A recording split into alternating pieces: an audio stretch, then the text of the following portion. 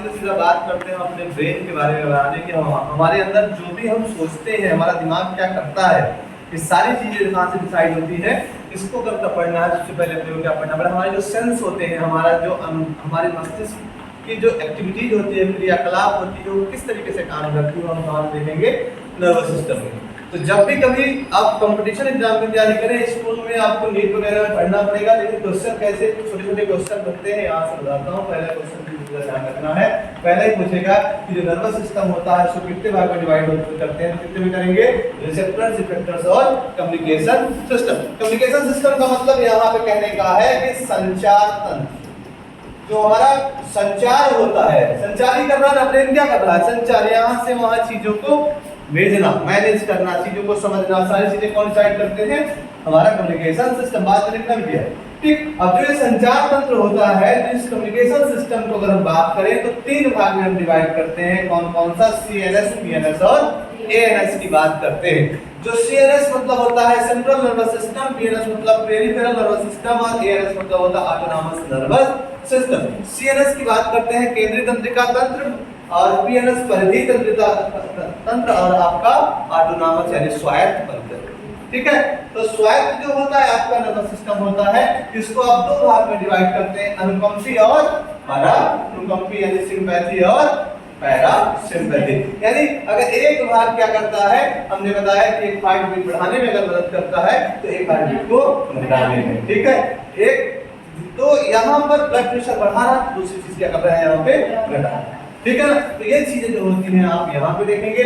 परिधीय तंत्रिका तंत्र में अगर हम बात करते हैं तो सबसे पहला जिसमें देखेंगे कि ये कितने भाग में डिवाइड होता है, तो ये दो भाग में डिवाइड होता है।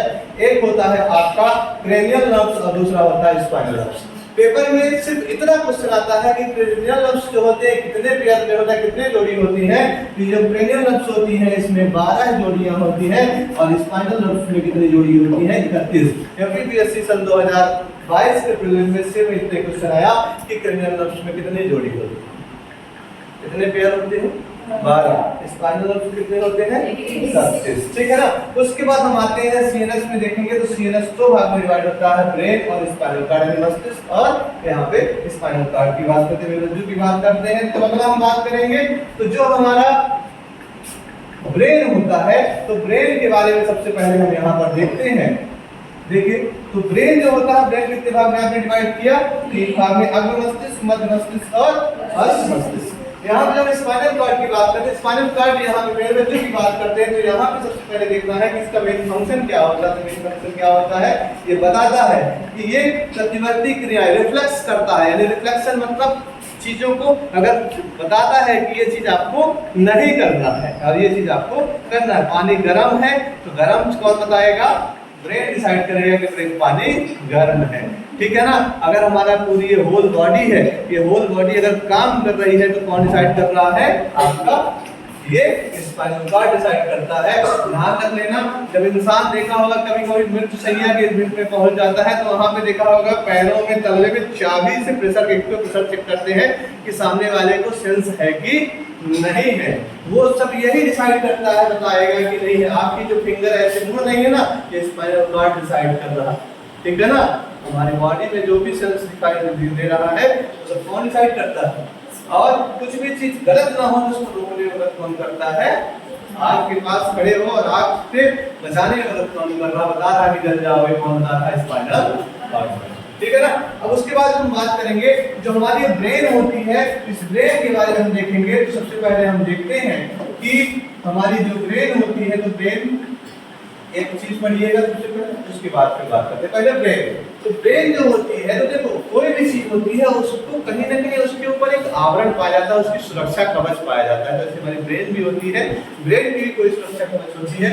उस सुरक्षा कवच की हम बात करते हैं तो ब्रेन के चारों ओर जब हम सुरक्षा कवच की बात करते हैं, बाहरी आवरण के, किसका आवरण पाया जाता है, मेनिंजेस का आवरण पाया जाता है। और यही जो मेनिंजेस होता है इसमें तीन परतें होती हैं, ड्यूरा मेटा, एरेक्टॉइड और पाया मेटा। क्वेश्चन आता है ब्रेन को भोजन कौन पहुंचाता है, तो जो आंतरिक परत होती है पाया मेटा, ब्रेन की सबसे आंतरिक परत कौन सी होती है, पाया मेटा, यही क्या करती है, ब्रेन को भोजन पहुंचाती है।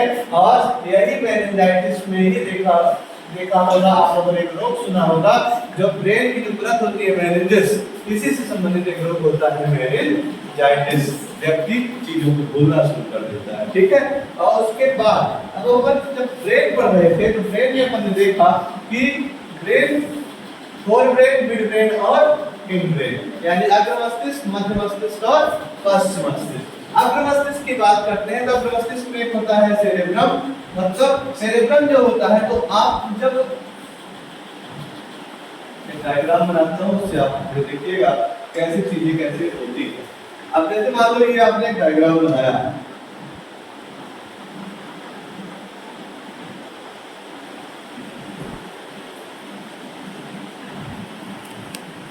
अब देखो क्वेश्चन आएगा सेरेब्रम में कितनी लेयर होती है, ब्रेन में कितनी लेयर होती है? 3, 1 2 3, लेकिन कितने भाग में डिवाइड है? 1 2 3 और 4। लेयर कितनी होती है? 3, लेकिन भाग कितने भाग में डिवाइड होता है? 4 से। कितने क्वेश्चन आएगा, कितनी लेयर होती है? 3, और कितने भाग में डिवाइड होता है सेरेब्रम? 4। यही देखने में सुनने में ये मदद करता है, ठीक है।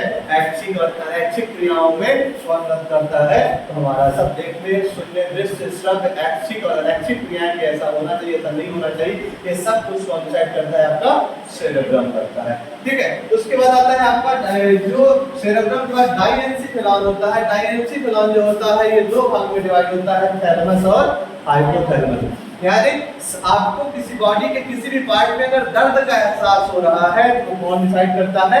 थैलेमस डिसाइड करता है। आपको ठंडा करना कौन डिसाइड करेगा? थैलेमस। और फिर उसमें रिफ्लेक्ट करने का काम कौन करता है? आपका स्पाइनल कॉर्ड, ठीक है ना बच्चों। अगर ज्यादा ठंडा है तो बेचारे को कौन मदद करेगा? स्पाइनल कॉर्ड, ठीक है। लेकिन बताएगा कौन? थैलेमस। आपको भूख लग रही होगी, फुल्की खाने का मन कर रहा होगा, लगा के रखा होगा नीचे वाला, ठीक है।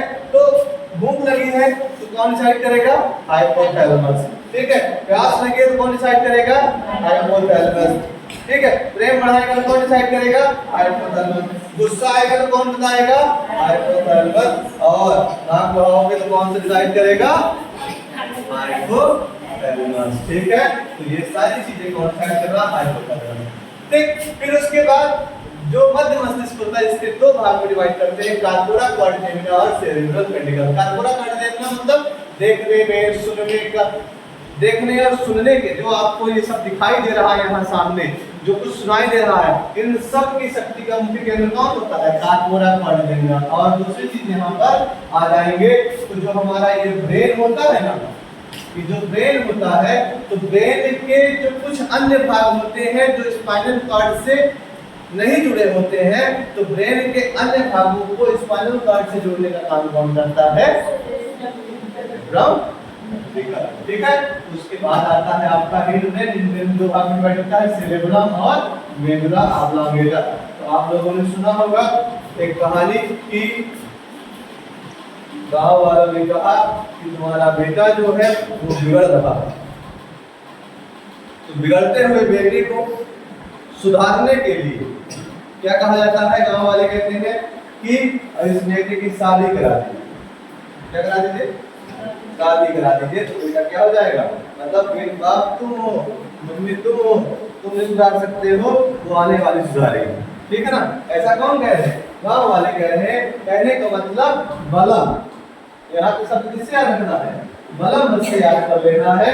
मतलब सामने वाला क्या हो गया, किसकी लाने की बात कर रहे हैं? ऐसा तुम लोग सोचना है, बलम को लाने की बात कर रहे हैं। कहने का मतलब बलम क्या करता है?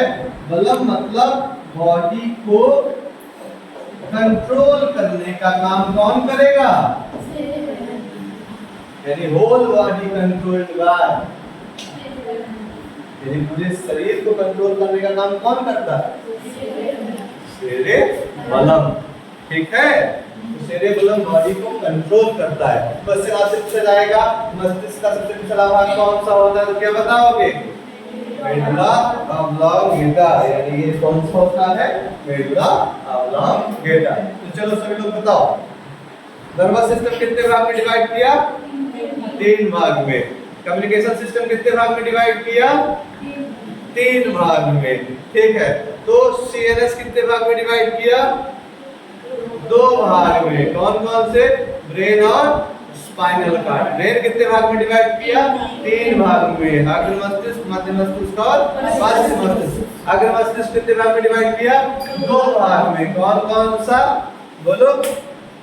अग्र मस्तिष्क कौन कौन सा? सेरेब्रम और डाइएंसिफेलॉन। डाइएंसिफेलॉन कितने भाग में डिवाइड किया? 2 भाग में। कौन कौन से 2 भाग थे? थैलेमस और हाइपोथैलेमस। ठीक है। मध्य मस्तिष्क कितने भाग में डिवाइड किया? 2 भाग में, कार्पोरा क्वाड्रिजेमिना और सेरेब्रम पेंडिकल। ठीक है। और पार्श्व मस्तिष्क कितने भाग में डिवाइड किया? 2 भाग में। कौन कौन से? सेरेबेलम और पेंडिकुलम। मस्तिष्क का सबसे पिछला भाग कौन सा होता है? पेंडिकुलम। ठीक है। और बॉडी कंट्रोल करने का काम कौन करता है? सेरेबेलम। ठीक है। समझना? कितनी नर्व्स होती है? क्रेनियल नर्व्स कितनी होती है? कितने केंद्र होती है? 12। और स्पाइनल नर्व्स कितनी होती है? 31। समझ में आया? ब्रेन की चारों ओर किसकी परत पाई जाती है? मेनिन्जेस की। और कौन सा रोग होता है? मेनिंजाइटिस। अभी यहाँ पे बहुत सारे होते हैं। हंटिंगटन रोग होता है, ठीक है ना?